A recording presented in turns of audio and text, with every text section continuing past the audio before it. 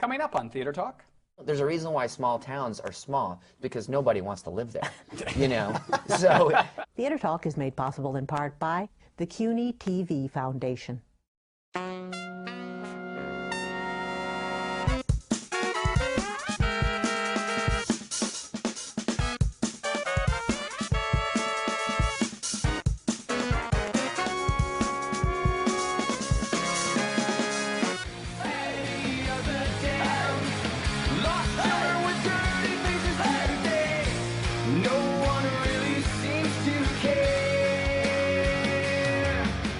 From New York City, this is Theater Talk. I'm Michael Riedel of the New York Post. And I'm the show's producer, Susan Haskins.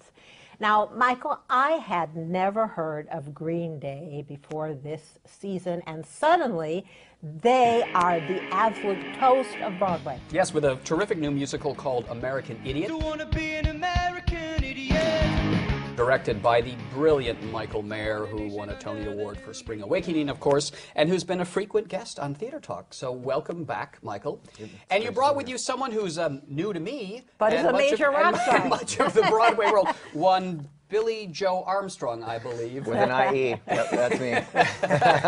A new composer and lyricist on Broadway. Welcome. Thanks for having me. Yes. Now, this is your Broadway debut, correct, Billie Joe? Oh yeah. And did you ever have, I mean, I know you've got this little career as a rock star. Side project, But has Broadway been something that you've always wanted to do? I'm not sure. I mean, I think we started, doing the record for American Idiot, and I think it was the first time, we'd already been a band for about, 12 years or something, so we were kind of thinking in terms like we wanted to expand the idea of making an album because we didn't feel like anybody was doing it. So we had, we had this, we had this song called Homecoming, and we had the song American Idiot, and the song Homecoming was sort of about a day in the life of me, Mike, and Trey, my other band members. And it was basically, we were just taking 30-second clips and just adding them together, and we made this sort of beast of a song. It was like a 9-minute epic. And then we had the song American Idiot, which was, just feeling, alienated and feeling misrepresented in the Bush era. Don't wanna be an American idiot. Don't want a nation under the new media. And then we just thought, wouldn't it be great to make a concept record or a rock opera, and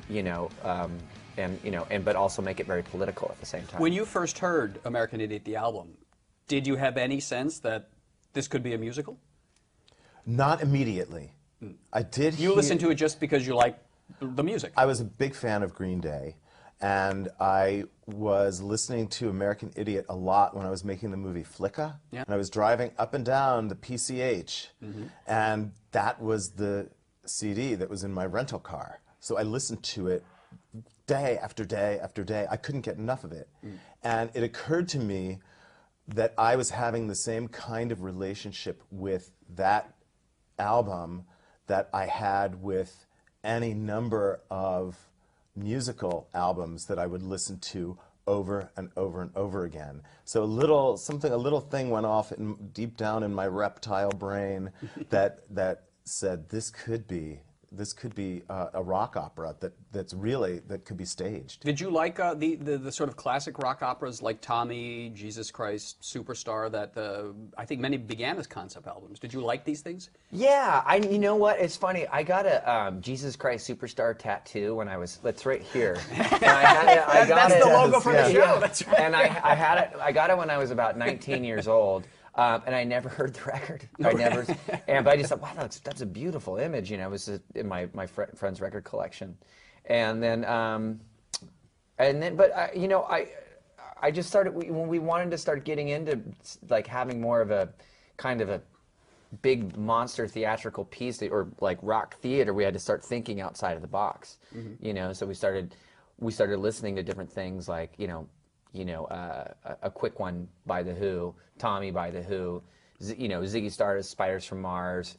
We listened to the songs from like West Side Story, things from Hair, and just to try to figure out. We were learning how the dynamic of like changing scenes, like in a song like Jesus of Suburbia, to go from something that is so completely intensely angry, and then all of a sudden something is, just drops down and is sort of, beautiful, like, you're trying to be more pretty or something. Something gentle and tender to get the proper pacing of a musical. But you heard that in the album when you listened to it? Absolutely. The more I listened to the whole record, I started to really parse out a narrative that was very compelling to me about this kid, the Jesus of Suburbia, waking up one day and realizing that this world he has inherited isn't really where he wants to be, and so he makes this journey to the city, and he meets St. Jimmy and this girl, and there's this triangle and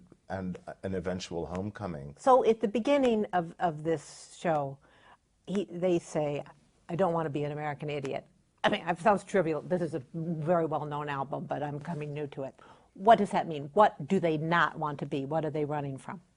At the time it was, there's so much information overload, whether it's, the things that you get from the internet. I think there was also the war in Iraq, where we were seeing reality television meeting, journalism and war at the same time, and seeing these journalists embedded into tanks and going in, and I was just thinking, man, this is not a video game, which that's what you see in a video game, and that's what was, and I was just trying to find out, like, well, what is it? What does this mean to me? Because I can't. I think one theme that's in my songs a lot, it's not necessarily anger, but it's the sense of feeling lost.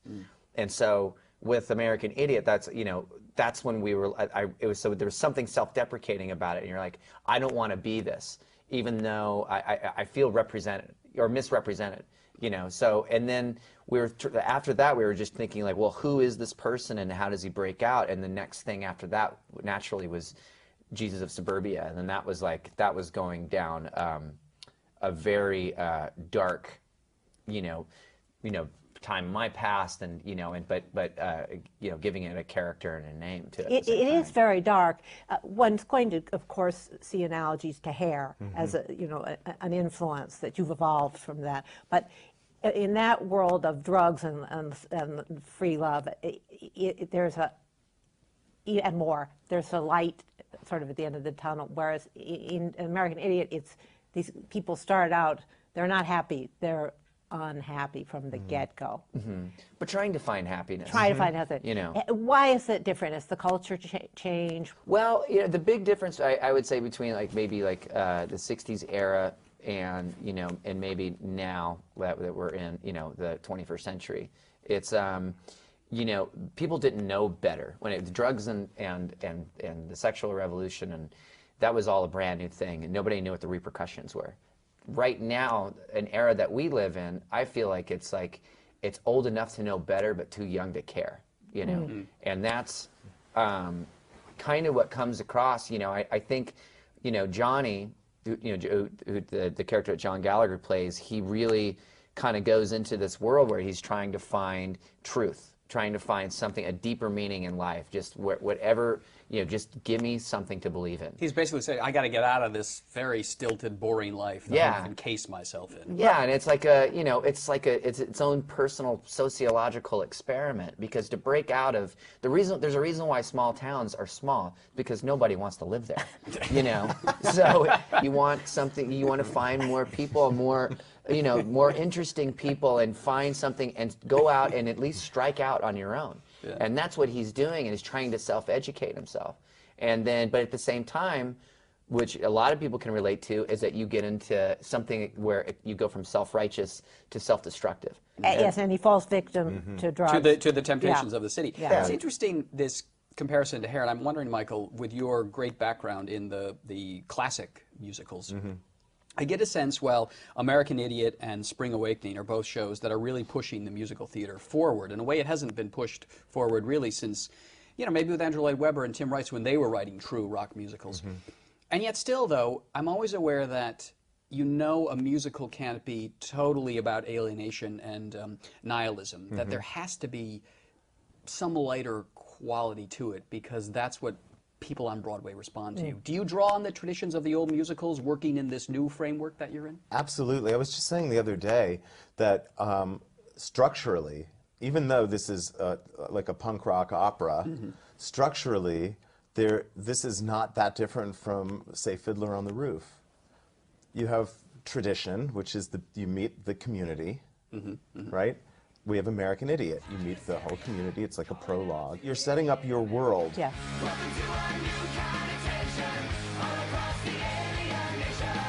The next thing that happens in Fiddler is Tevye talks to the audience. He says a couple things, and then he has his song, If I Were a Rich Man, which basically describes exactly where he is and what his hopes and dreams are. The classic I Want song. Yep, and so then that's what Jesus of Suburbia is. Basically, Johnny looks at us, he says a few things, he and his two friends introduce themselves a little bit, and then all of Jesus of Suburbia is basically them saying, this is who we are, and we want something more. We want to find what you believe, you know? I leave behind this hurricane of lies. I don't know if I'm allowed to say or not, but... And we'll give you the Elaine Stritch dispensation. Okay. She uses that term on PBS. Or we the always beat. but you know what I mean? So it's actually, there's a classic structure to So this, were which you is what I conscious of that responded to. while you did it? Because you guys are the collaborators on the book. Yeah. Right. I became more and more conscious of it as I started delving into it. And once Billie and I talked, and he gave me the go-ahead to start developing my concept for it, and I went further and further into it, I realized how sturdy this gorgeous material was, and how much story it could hold, and how many different stories it could hold as well. Do you, as the creator of these songs, do you give Michael? Did you give him free rein to do whatever he wanted to with them? I mean, how much over his shoulder were you looking at him? Were you ever worried that he might be too Broadwayized your sound? No, it was all just a learning process for me. So, he took me to see Spring Awakening, and I loved it. And I remember, the first conversation I had, I was like, yeah, let's do this. And I think when someone is that creative and that passionate, and you have to kind of be hands off in a lot of ways, and let him do his thing, and that's what I put full faith into what his vision and what he wanted to do. And the first conversation we ever had was really funny because I go, "Do you have an idea?" And he goes, "Yes. But I'm not going to tell you." Did you really? That's an old Broadway director's ploy. He's been using that on everybody. Now, why wouldn't you tell him? Well, it was, honestly, it was so embryonic, that I didn't want to say something to him that was so unformed that it would sound puerile, when I really think that American Idiot, the album, is a masterpiece, and I was so passionate about it, and what I really wanted was for him to give me the opportunity to go ahead and start fleshing it out and come up with basically a scenario. So I really thought if I told you just the little shred of an idea that I had at the time, that you'd say, that's not so interesting. And what was that shred of the idea? The shred of an idea was that it would be 3 friends who all sort of at the same time recognized the pointlessness of their existence at that moment and recognized that they had a bad faith relationship to their country and that they wanted to change that. And that they would go into the world and somehow they would be separated and come back together. Doesn't sound like a bad idea. I would have said yes to that if you told me right off the bat. Yeah, I didn't really know. But it was mostly like emails and phone calls, and it was just sort of slowly coming out, and I just thought it was all a good representation of a lot of people's experiences, especially within the past 8 years, post 9/11 era, So I thought it was a great idea. Now, you have one of the characters join up to the military. And Michael jokingly said to me, well, except for losing a leg, he kind of came out the best. Yeah, actually, I thought in a way, because a lot of the sentiment of the songs, of course, anti-war, but looking at how the three characters end up, the guy loses a leg, but he's found a woman whom he loves and loves him. The one guy has not left the couch. Right. The other guy has gone into the drug hell and come out, but it's ambivalent if he's ever going to make anything of himself. Right. And at the end, the one guy you think who actually has gotten his life together is the guy who joined the military. Yeah, it's ironic. It's that way. ironic. Is that intentional on your It part? wasn't until I realized that his extraordinary girl would come home with him. And that was well into the process, like about a year ago, when that occurred to me. I actually find the ending kind of hopeful. Honestly, I feel like that all three of them, I think Will actually does get off the couch. You see that he makes this uneasy truce with Heather and her new boyfriend. Oh, and I he's love got that. And he's holding his baby. He's owning the fact that he's got this son. And I think that Johnny, even though he has screwed up his life completely, he did, there were two choices he could make. He could have continued down the path of self-destruction, and he actually killed off that bad part of himself. And he gets off the heroin, which, as you just said, which is no small matter. I think it's a big deal. Is that theme, the ultimate optimism of the show, is that inherent in your work, do you think? I like to try to find like a light at the end of a tunnel with, when I'm making an album, like our last album, 21st Century Breakdown, has a song called See the Light at the very end. But I didn't really know. I think like the part of, I think reflection is a really good ritual to go through in order to figure out who you are. You got to think about your past. You can't just abandon it, where a lot of people say, live in the moment, just go forward. Well, you need to have some, you need to take some lumps and bruises along the way, So, after Homecoming, which is like this sort of, bittersweet, glorious kind of ending to these guys' journey, then all of a sudden there's that reflective part with the song What's Her Name, where he's, Gallagher, he sings the line, I can remember the face, but I can't recall the name. And you're just like, and then that moment right there, like, just kills me every single time, because the way he delivers it, you're just like, he's like you're a fool, but you've also gained something. You're smarter because of the process. Right. Yeah. No, it's an effective ending there, because it's not just happy ending. Right. Not at all. At the very, when he does say that, you're still a fool, and that's why I think you don't know if this guy's ever really going to get it together. But the Look, only if someone can say at the end of it, if they could say, don't want to be an American idiot at the beginning, and at the very end say, she was right, I am an idiot,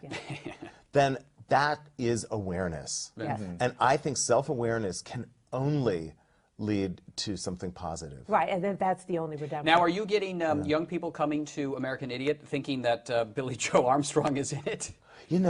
We haven't. You haven't? I think maybe a little in Berkeley early on. You don't get a sense of kids little... thinking that this is a concert? No, we haven't had that, which is fortunate, since they would be really disappointed.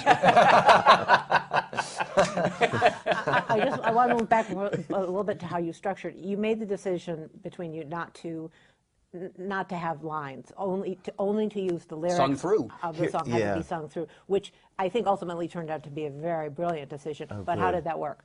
It was very tricky. I set myself up for a very difficult assignment. I knew that I wasn't going to interrupt the order of the record. That was absolutely a given for myself. And when Billie made certain other material available to me, as the characters started to take on their own dimensions and requirements, I found a couple B-sides from the American Idiot European release, which is Favorite Son and Too Much Too Soon.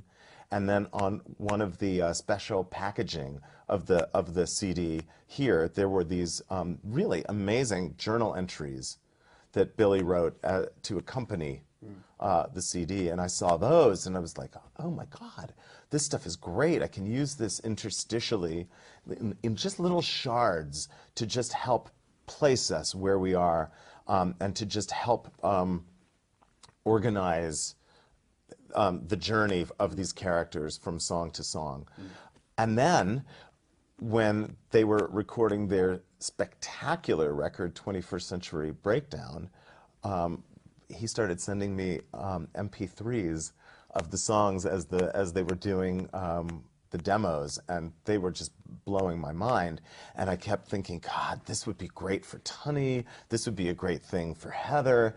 And so it started taking on. And so you let him use the new songs in the musical that you were writing for the other album?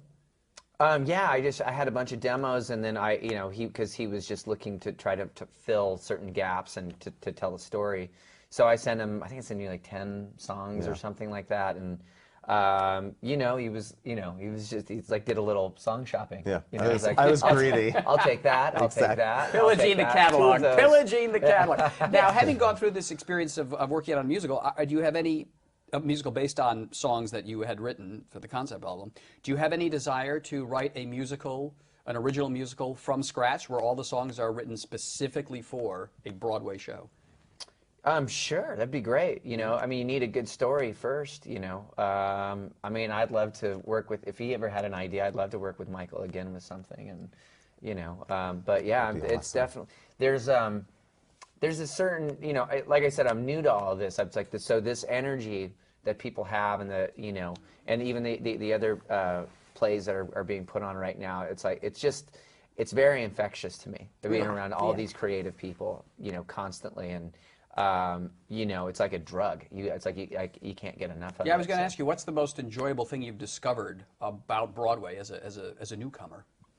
I just think just the people that are all the people that are involved. You know, it's Michael or Tom Kitt or Gallagher and Rebecca, Theo. You know, I mean, all the people that are in the cast, and how we just we've kind of.